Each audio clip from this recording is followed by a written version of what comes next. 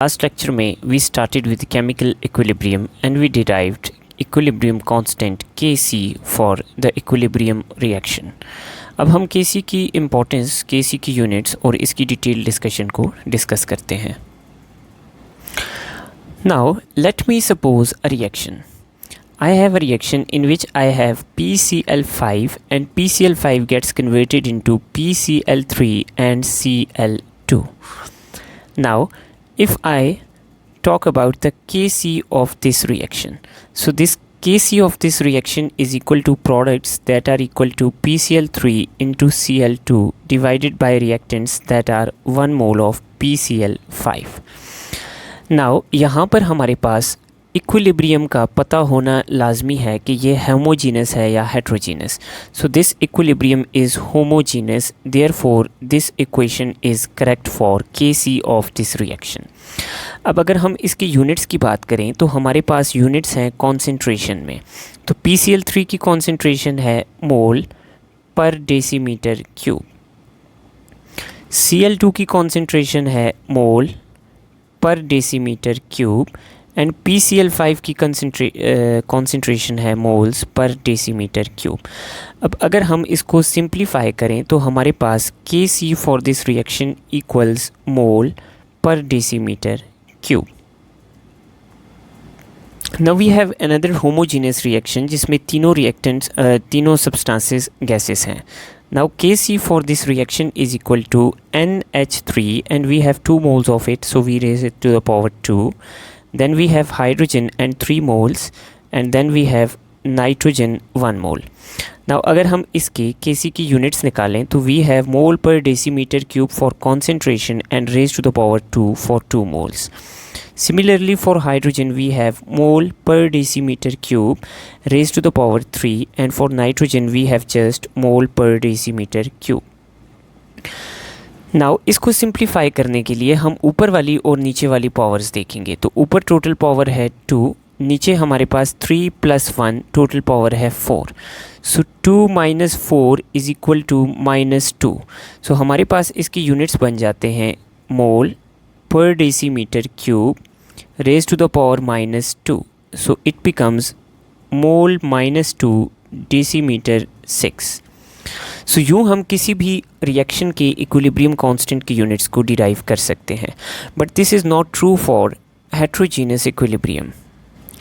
Suppose I have a reaction in which a heterogeneous equilibrium is involved. Calcium carbonate solid decomposes into calcium oxide solid and carbon dioxide gas. Now normally homogeneous equilibrium की तरह इसका Kc होना चाहिए products divided by reactants. But actually calcium oxide and calcium carbonate are in the form of solid. तो heterogeneous equilibrium में हम solids या liquids को ignore करते हैं Kc की expression में. So Kc becomes this. और अगर हम इसकी यूनिट्स निकालें तो they will be just mole per decimeter cube. Now normally हम Kc तब निकालते हैं जब हम रिएक्टेंट्स और प्रोडक्ट्स की कॉन्सेंट्रेशन को स्टडी कर रहे हों. नाउ फॉर एग्जांपल अगर हमारे पास एक रिएक्शन है जिसमें A moles of A, B moles of B, C moles of C and D moles of D involve है और ये चारों सब्सटेंसेस गैशियस फेज़ में हैं. तो गैशियस फेज़ में कॉन्सेंट्रेशन से ज़्यादा आसान हमारे पास प्रेशर को मेजर करना होता है. सो अगर हम इनके प्रेशर को मेजर करें so I have partial pressure of gas A raise to the power A moles, partial pressure of gas B raised to the power B moles. So these are the pressures of reactants. And here I have partial pressure of gas C raised to the power C moles and partial pressure of gas D raised to the power D moles. These are the products. So this equation equals Kp. Now this is again equilibrium constant but not for concentration, this is for pressure. तो equilibrium constant हमारे पास जब concentration के लिए होगा we will call it Kc. जब हम pressures को major करेंगे तो equilibrium constant will be Kp. जब हम equilibrium पे mole fraction को मेजर करेंगे तो हमारे पास it will be Kx और जब हम number of moles को मेजर करेंगे तो it will be Kn. Now important aspect is कि what is the different relationship between Kp, Kc, Kx and Kn. So now इसके लिए हम यूज़ करते हैं general gas equation PV is equal to nRT. ना volume को हम number of moles के नीचे ले जाते हैं तो we get pressure is equal to number of moles divided by volume into RT. Now number of moles divided by volume equal concentration, so we get pressure is equal to concentration into RT.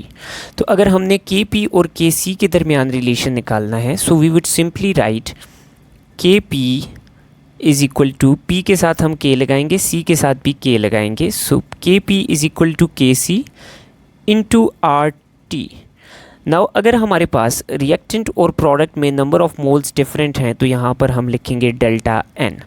Now what is this delta N? So this delta N is number of moles of product minus number of moles of reactants. Now let's suppose हम एक reaction लेते हैं जिसमें products के moles reactant से ज़्यादा हैं. PCl5 decomposes and gets converted into PCl3 and Cl2. So in such cases हमारे पास Kp is equal to Kc into RT delta N. So number of moles of products are 2, number of moles of reactant are 1. So 2 minus 1 is equal to 1. So Kp is equal to Kc into RT raised to the power 1. तो जब हम Kc को RT raised to the power 1 के साथ multiply करेंगे तब हमारे पास Kp आएगा. तो इसका मतलब है कि Kp की वैल्यू Kc से बड़ी है क्योंकि हमारे पास Kc को एक और वैल्यू के साथ हम जब मल्टीप्लाई करते हैं तब Kp आता है. देयरफॉर ऐसे रिएक्शंस जिसमें number of moles of products greater होंगे number of moles of reactant से तो उसमें Kp Kc से बड़ा होगा. Now let me suppose another reaction जिसमें रिएक्टेंट्स के मोल ज़्यादा हैं. So 3H2 react with 1 mole of nitrogen and give us 2 moles of ammonia gas. Now for this reaction Kp is equal to Kc into RT delta N. Now number of moles of reactants products are 2 and reactants are 3 plus 1 4. So 2 minus 4 is equal to minus 2. तो इसका मतलब है कि अब हम Kc को RT raised to the power minus 2 के साथ मल्टीप्लाई करेंगे तो Kp आएगा. इसका मतलब है कि Kc को हम एक छोटी वैल्यू के साथ मल्टीप्लाई कर रहे हैं तब Kp आ रहा है. Therefore in this reaction Kp will be smaller than Kc. तो जब हमारे पास रिएक्टेंट्स के मोल्स प्रोडक्ट से ज़्यादा होंगे in that case Kc will be greater and Kp will be smaller. Now there are certain reactions in which the number of moles are same on both sides. For example, decomposition of hydrogen iodide into H2 and I2. So for this reaction we write Kp is equal to Kc into RT. Now number of moles of products are 2 and number of moles of reactants are also 2. So 2 minus 2 is equal to 0. So RT raised to the power 0 will be equal to 1 because anything that is raised to the power 0 equals 1. So therefore in this case Kp will be equal to Kc. So जब हमारे पास number of moles of reactants number of moles of products के बराबर होंगे तो Kp will be equal to Kc.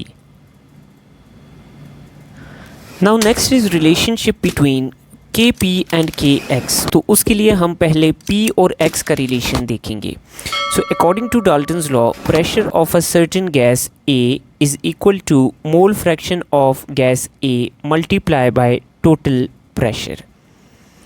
So अगर हम इसी को उठा के यहाँ पे डालें तो P के साथ हम लगाते हैं Kp, X के साथ हम लगाते हैं Kx और टोटल प्रेशर के साथ हम साथ लगा लेते हैं delta N.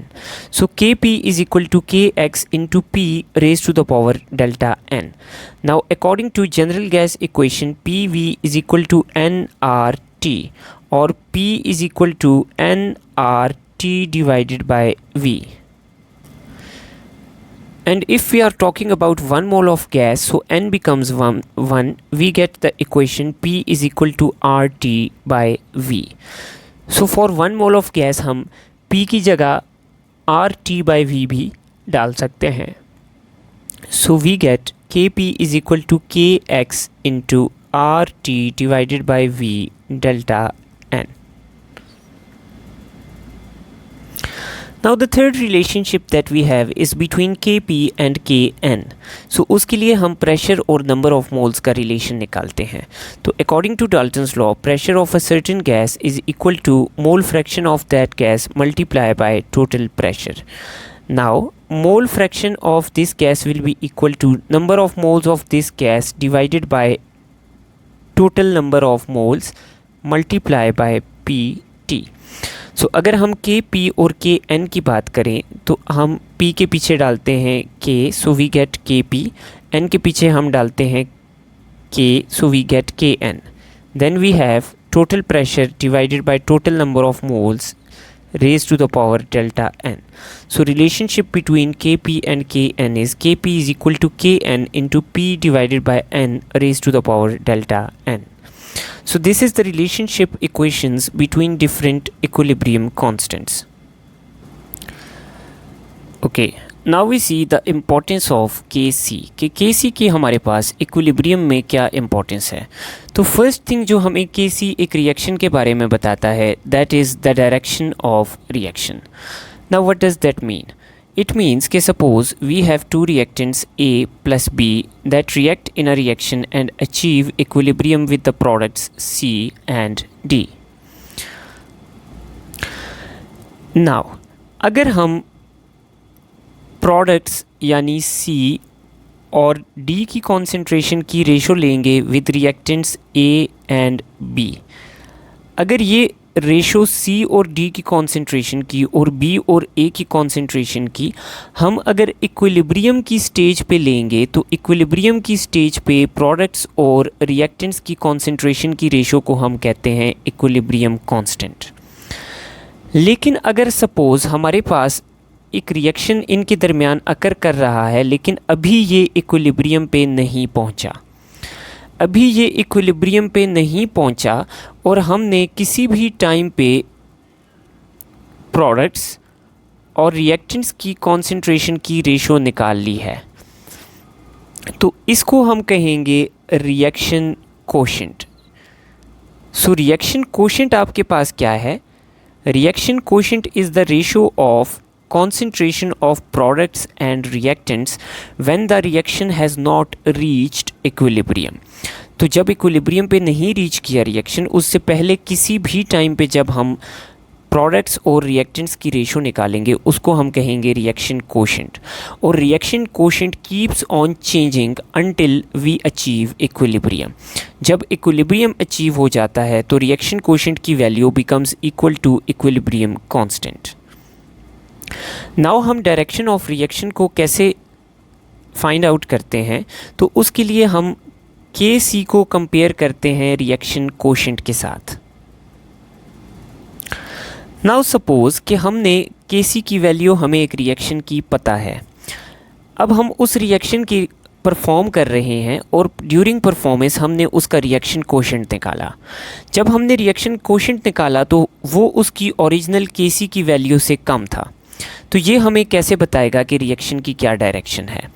So basically Kc is the ratio of products divided by reactants at equilibrium and reaction quotient is products divided by reactants at any stage. अगर Kc बड़ा है तो इसका मतलब है कि हमारे पास प्रोडक्ट्स ज़्यादा हैं और रिएक्टेंट्स कम है इक्विलिब्रियम पे. और अगर कोशेंट की वैल्यू हमारे पास Kc से कम है तो इसका मतलब है कि अभी हमारे पास अमाउंट ऑफ प्रोडक्ट्स जो है वो रिक्वायर्ड अमाउंट पे नहीं पहुंची कि Kc की वैल्यू अचीव हो जाए.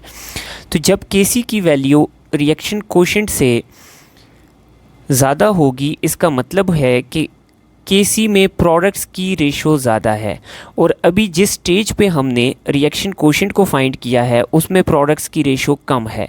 तो अब ये हमें रिएक्शन की डायरेक्शन के बारे में ये बताएगा कि इक्विलिब्रियम अचीव करने के लिए अभी इस स्टेज पे हमारे पास प्रोडक्ट्स कम हैं, तो प्रोडक्ट्स ज़्यादा होंगे तब Kc अचीव होगा, तो प्रोडक्ट्स तब ज़्यादा होंगे जब रिएक्शन फॉरवर्ड जाएगा. तो अगर Kc की वैल्यू Q से ज़्यादा होगी तो इसका मतलब है कि जिस स्टेज पे हमने रिएक्शन कोशेंट को मेजर किया है, तो अब रिएक्शन उस स्टेज में फॉरवर्ड डायरेक्शन में ज़्यादा मूव करेगा, तो तब जाके इक्विलिब्रियम अचीव होगा। Now secondly, if we have the value of Kc smaller than Q, सो इसका मतलब है कि Kc में हमारे पास प्रोडक्ट्स कम हैं और Q में प्रोडक्ट्स क्या हैं, ज़्यादा हैं, इसलिए Q की वैल्यू Kc से क्या है, ज़्यादा है। अब हमने अगर Q को Kc के बराबर लाना है, यानी रिएक्शन को इक्विलिब्रियम पे लाना है, तो हमने प्रोडक्ट्स को क्या करना है, डिक्रीज़ करना है। तो प्रोडक्ट्स कैसे डिक्रीज़ होंगे, जब रिएक्शन रिवर्स डायरेक्शन में जाएगा, रिएक्टेंट ज़्यादा होंगे और प्रोडक्ट्स डिक्रीज़ होंगे। तो अगर किसी भी रिएक्शन के रिएक्शन कोशेंट की वैल्यू Kc से कम आ जाए, तो इसका मतलब है कि इक्विलिब्रियम अचीव करने के लिए ये रिएक्शन हमारे पास बैकवर्ड डायरेक्शन में जाएगा। And if in third case, अगर हमारे पास Kc की वैल्यू रिएक्शन कोशेंट के बराबर है, it means that the reaction is already at equilibrium, reaction equilibrium को पहुंच चुका है। Now second thing that Kc tells us about a reaction is the extent of reaction. तो extent of reaction क्या है? Suppose I have reactant A that converts into product B in a reversible reaction. अब अगर हमारे पास इस reaction में product बहुत ज़्यादा स्टेबल है, तो जब प्रोडक्ट ज़्यादा स्टेबल होगा तो इक्विलिब्रियम की स्टेज पे प्रोडक्ट की अमाउंट ज़्यादा होगी, और अगर हमारे पास रिएक्टेंट स्टेबल होगा तो इक्विलिब्रियम पे रिएक्टेंट की अमाउंट ज़्यादा होगी।